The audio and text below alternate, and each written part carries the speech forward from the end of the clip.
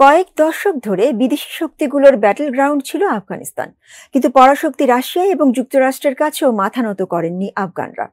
NATO বাহিনীর বিদায়ের পর ঘুরে দাঁড়াতে শুরু করেছে দেশটি। এরপর বদলে যেতে থাকা আফগানিস্তানের প্রতি প্রবল আগ্রহ দেখাচ্ছে আরেক পরাশক্তি চীন। কিন্তু আফগানিস্তানের প্রতি শি জিনপিং এর দেশ চীনের এই আগ্রহের মূলে কি রয়েছে, বিস্তারিত জানাচ্ছেন শেখ ফরিদ।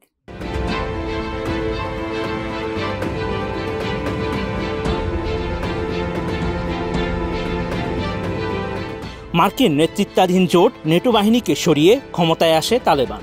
এই ধর্মীয় গোষ্ঠীটি ক্ষমতায় আসার পর থেকেই গোটা বিশ্ব থেকে এক প্রকার বিচ্ছিন্ন হয়ে পড়েছে আফগানিস্তান। ক্ষমতার পালা বদলে ৩ বছর পার হলেও এখনো কোনো দেশই স্বীকৃতি দেয়নি বর্তমান প্রশাসনকে। তবে এমন ঘোলাটে পরিস্থিতির মধ্যেই দেশটির সঙ্গে সম্পর্ক উন্নয়নে জোর প্রচেষ্টা চালিয়ে যাচ্ছে চীন।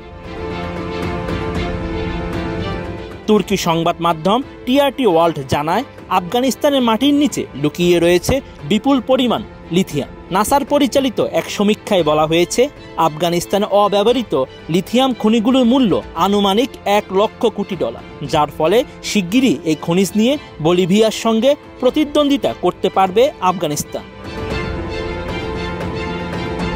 আফগানিস্তানের হেরাত থেকে নুরিস্তান প্রদেশ পর্যন্ত লিথিয়াম খনিজ আছে বলে জানা যায়, যার দৈর্ঘ্য 850 থেকে 900 কিলোমিটার এবং প্রস্থ 150 থেকে 200 কিলোমিটার।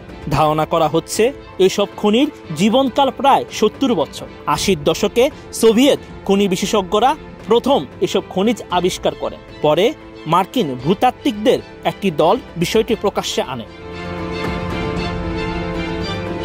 আফগান সংবাদ মাধ্যমের প্রকাশিত প্রতিবেদন অনুযায়ী আফগানিস্তানের গজনি প্রদেশে লিথিয়ামের বিপুল মজুত রয়েছে। ভীষণ নিয়ে এলো ফুলঝুরি মেগা অফার সিজন 6। এই অফারে ফ্রিজ কিনলেই পাচ্ছেন নিশ্চিত 12 সেটের আকর্ষণীয় গিফট বক্স একদম ফ্রি। সেই সঙ্গে ওয়াখান সীমান্ত দিয়ে চীন সহজে যাতায়াতের সুযোগের কারণে আফগানিস্তানের প্রতি চীনের ব্যাপক আগ্রহ জন্মেছে। চীনের গোচিন কোম্পানি প্রাথমিক পর্যায়ে আফগানিস্তানের লিথিয়াম খনিতে $1000 কোটি বিনিয়োগের আগ্রহ প্রকাশ করেছে। বলা হচ্ছে 2030 সাল নাগাদ এই খাতে ব্যবসা $40,000 কোটি ছাড়িয়ে যেতে পারে। তালেবান ক্ষমতায় আসার পর আনুমানিক 500 চীনা ব্যবসায়ী আফগানিস্তান সফর করেছেন। মূলত আফগান প্রাকৃতিক সম্পদ পরখ করে দেখাই তাদের ওই সফরের উদ্দেশ্য ছিল। বেশিরভাগ চীনা কোম্পানি ও তাদের বিনিয়োগ খনি ও খনিজ উন্নয়নের উপর জোর দিচ্ছে। বর্তমানে 20টিরও বেশি চীনা প্রতিষ্ঠান আফগানিস্তানে কাজ করছে এবং শতাধিক চীনা কোম্পানি দেশটির খনিতে কাজ করার জন্য আফগানিস্তানের খনি মন্ত্রণালয়ে তাদের নাম নিবন্ধন করেছে। পেন্টাগন কর্মকর্তাদের উদ্ধৃতি দিয়ে মার্কিন গণমাধ্যম দাবি করেছিল, আফগানিস্তানে যে বিপুল পরিমাণ লিথিয়াম আছে সেই কারণে দেশটি লিথিয়ামের সৌদি আরব হয়ে যাবে। ফলে আফগানিস্তান থেকে মার্কিন বাহিনী প্রত্যাহারের পরেই দেশটিতে প্রভাব বিস্তারের সুযোগ কাজে লাগিয়েছে চীন, যার মধ্য দিয়ে বেইজিং তার কৌশলগত স্বার্থ হাসিল করতে চায়।